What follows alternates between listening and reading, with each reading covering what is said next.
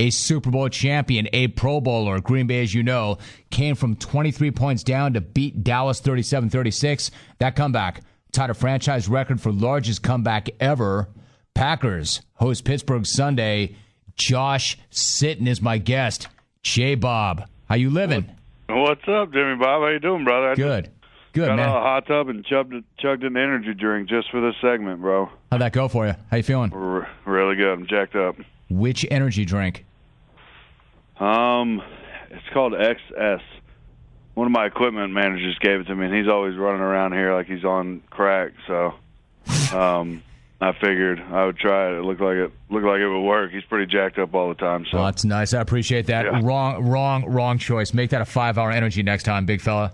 Oh, my bad. Okay, no worries. All right, so listen, you've had some pretty satisfying wins in your career. In fact, one very satisfying win in that building a couple of years back in the Super Bowl. But as regular season games go, where does coming from 23 down on the road against the Cowboys stack up? I was asked that question yesterday after the game, and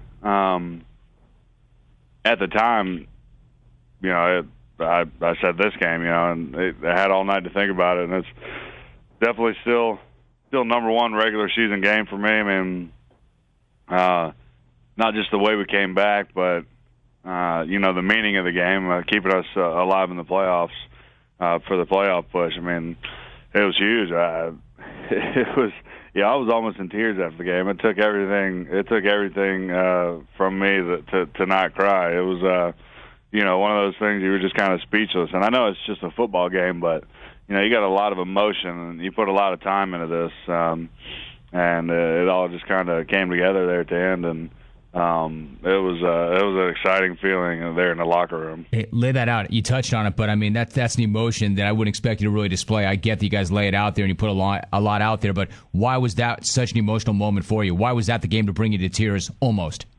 I don't know. I can't.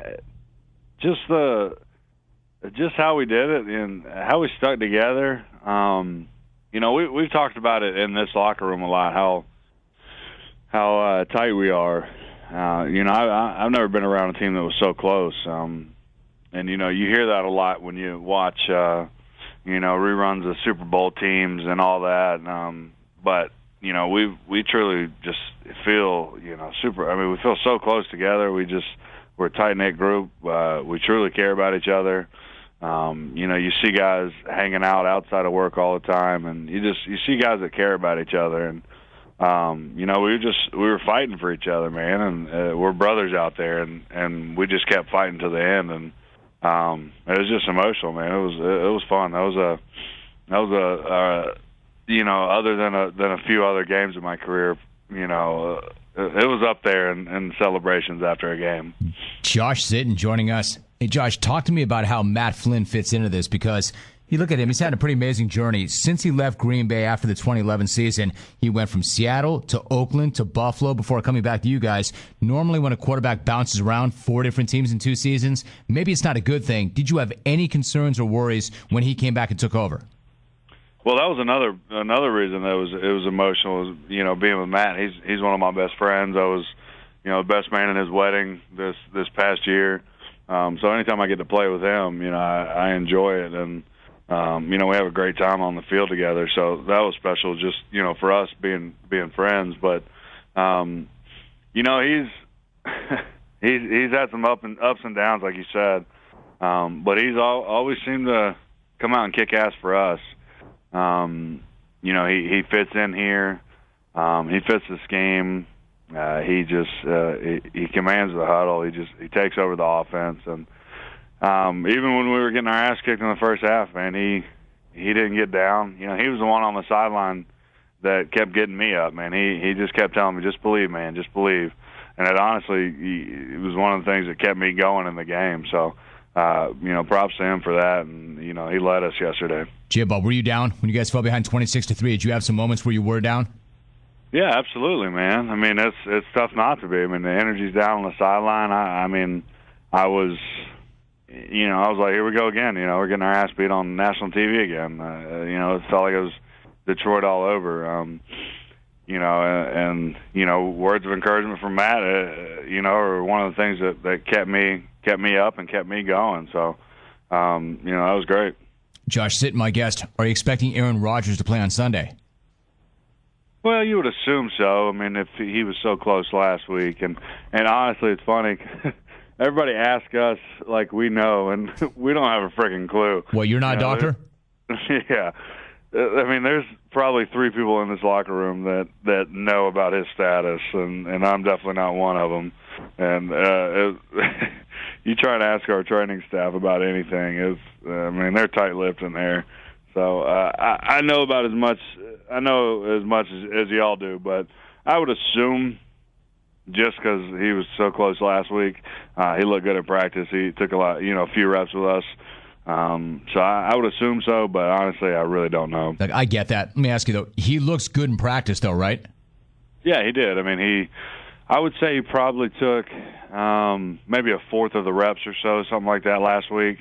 With the number 1 offense, and we do a lot of drills, with the quarterbacks. It's called center quarterback exchange, and he looks good taking all the snaps, and I go and hit him sometimes when he's playing linebacker, in our walkthroughs, and make sure he's doing all right. So he looks good to go, I think. So Josh Sitton, I got you. Excuse me. I want to jump on this. I couldn't wait to ask you about this because I saw it on Twitter yesterday. You posed the question, who would be the first to die in a zombie apocalypse, you or fellow Packer offensive lineman Greg Van Roten? He's from Penn, pretty decent school. You went to a pretty decent school. Who's going to outlive the other? Who goes first?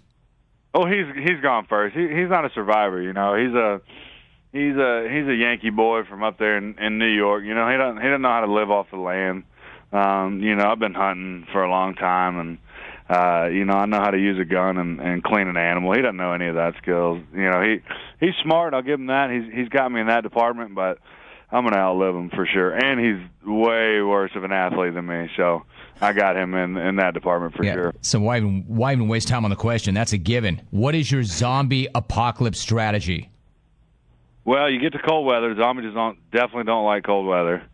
And you already have a plan in place of people that you trust, that you got to be around, and then you have lots of weapons, and you try and fortify yourself in a big place with a big old fence, and then you try and just rock on and kill lots of zombies. That's honestly, I hope that's how I go out one day in a zombie apocalypse. I hope that's the way you go out too. Let me ask you this: I thought that they're attracted to sound. So are you good with a bow? A bow is kind of stealth.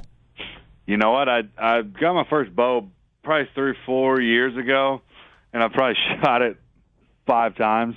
So that's not my expertise. But now that I know that, I'm gonna get on that. I'm gonna start shooting it a lot more. I talked to your college coach a few days back, and I asked him about you, and he had positive things to say about you, but he did say, J. Bob, that you were, quote, a load to be around, and that you used to drive him nuts in meetings. Is that how you remember it? George O'Leary I'm talking about. Yeah, I actually listened to that interview, and it cracked me up. Yeah. I mean, that's kind of how he drove me crazy too. So it was. There's always 2 sides of the story. We butted heads every now and then, but I appreciate what he did for me as a coach, and he made the transition to the NFL, a lot easier.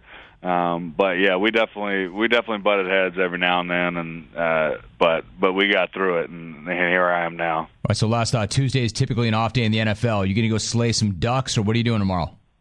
That's a good question. I got to come in and work out. I didn't work out today.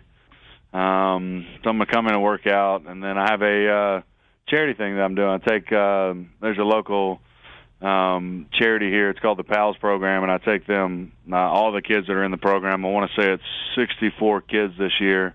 I take them all shopping, and they get to go shopping for mainly winter clothes and stuff. And if they get enough, winter clothes, then they can get a couple items that they just want and not need. So that's what I'll be doing tomorrow evening. Good for you. That sounds great. Josh Sitton, Green Bay Packers left guard, jumping back into the jungle. J-Bob, great to run you down. Thank you very much.